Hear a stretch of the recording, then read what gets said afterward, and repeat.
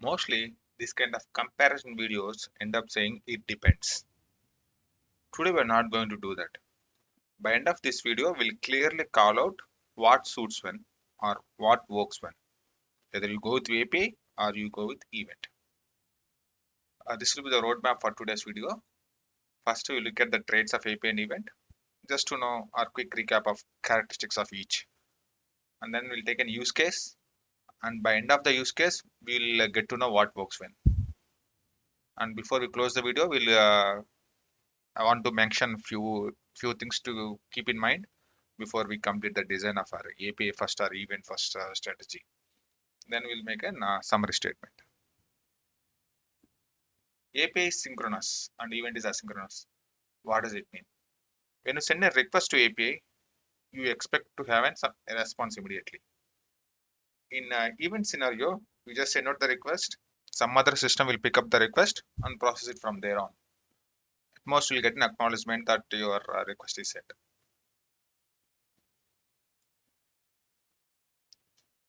API being an HTTP call will have direct connection with the target system. Whereas in event case, you need some kind of event broker. It can be Kafka, it can be Solace, it can be MQ, RabbitMQ or IBM MQ.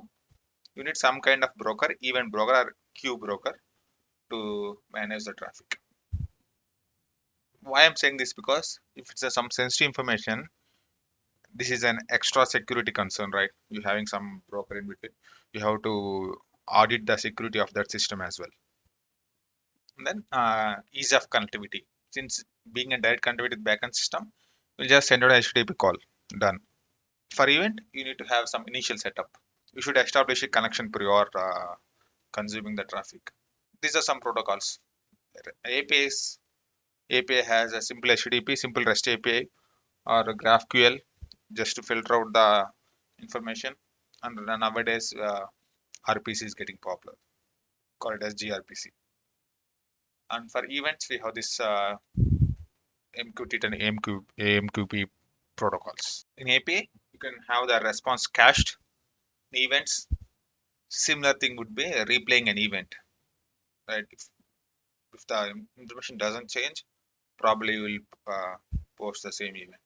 These are the high-level characteristics of each. Now let's take an use case and understand it better. What to use when, what suits when. This is the use case. We are designing a web portal or booking system for a sports stadium. These are the 4 services we are providing currently. User may want to check the seats availability and book a seat. User may want to check the booking history. Users can also register for future alerts, future alerts for future games. And he may want to delete the account as well. Right? In GDPR, if a customer or user don't want to have his data being presented in some other systems, it is the organization's responsibility to delete user data in all possible places.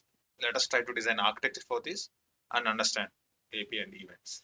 This is a quick diagram I prepared just to demonstrate the design philosophy of API and events. Let's go one by one. Let's see the first service, get seats availability. In this scenario, user expects to have an immediate response. So that goes by API. From experience API to process API connect to system API. System API gives that, checks the data from database and gives the response. Similarly, booking history. When I'm clicking on booking history button, I'll expect to see the response immediately. So then that also goes through an API. Remember, API is for synchronous calls. API works better for synchronous calls. Come to the next 2 scenarios now. I'm just clicking button, subscribe to the alerts for future games. So whenever there are future games being held in the stadium, user may want to get an alert. In this scenario, we don't have to make an API call to backend and register this request and respond back to user. Just put that message in a queue in an event broker. Just acknowledge this user. Done. And then probably at the end of the day or once in an hour, you consume all the events, update your customer marketing data. Let me explain it further by taking this accounts example. User wants to delete his account. Generally, we will have users data in multiple systems. Deleting at all places will take time, probably few minutes. You don't want user to hang on to his device for few minutes, right? So what we do, whenever we get a request, we'll drop it in a queue or event broker and acknowledge the user. Your delete request is received. That is good enough for him. And then our process API layer, which is account deletion API, picks up the event and it knows where all to delete. It publishes that event to multiple places. In this scenario, I'm showing only one, which is Salesforce. Probably you have your own data warehouse along with Salesforce, where you have the customer information, and you have third parties where you are synchronizing customer data to serve better. You have to delete in all those places. All those integrations can be via events. And at the end of the day, when you ran this deletion job, probably you can run it once in a day or twice a day, and you send an email confirmation to user. Your data is deleted. This can also be user can request for his copy. I think GDPR has this provision as well. User may want to check what is the data available with this particular organization. So he sends a request. We log it to a queue. We tell him that your request is received. We'll shortly send you a copy. Then our system will execute. The integration happens between all the systems.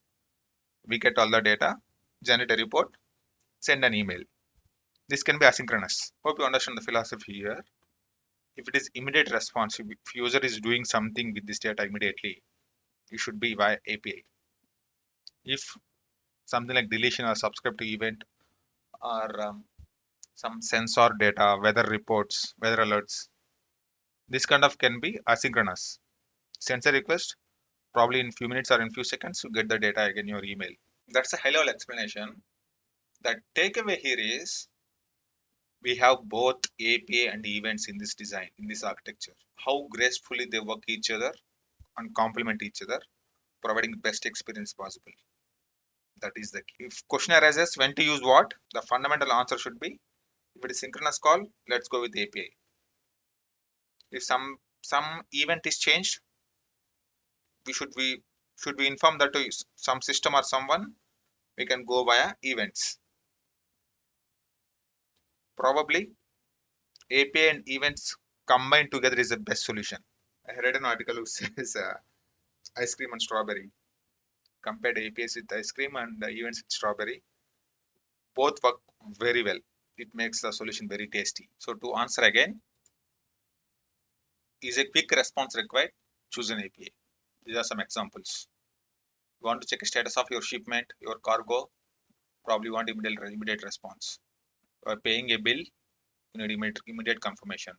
You don't want the user or customer to leave the store and then the debit or credit card transaction to be completed or failed. Right? You need immediate confirmation. Check out the flights that are available. These are simple examples for an API. Do you need to notify someone about a change? Someone or some system? Then event is the best solution. Examples being ticking of stock market.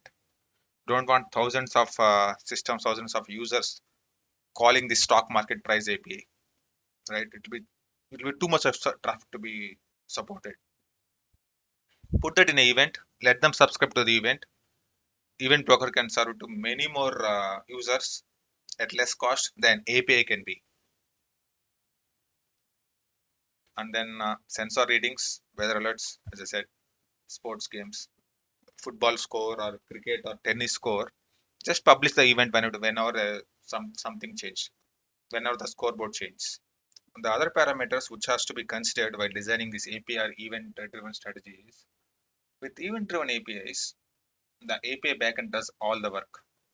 It has to maintain the state and keep meticulous track of all state changes.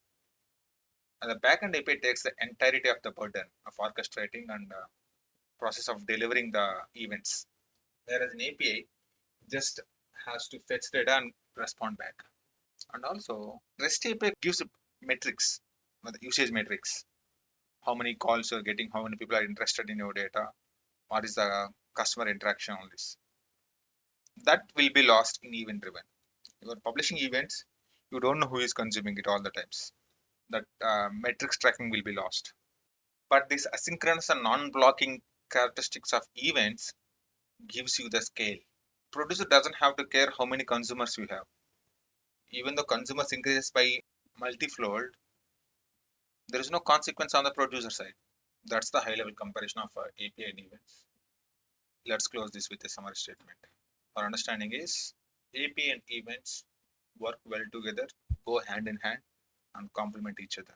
Most probably, a solution or a product should have both to get best of both worlds.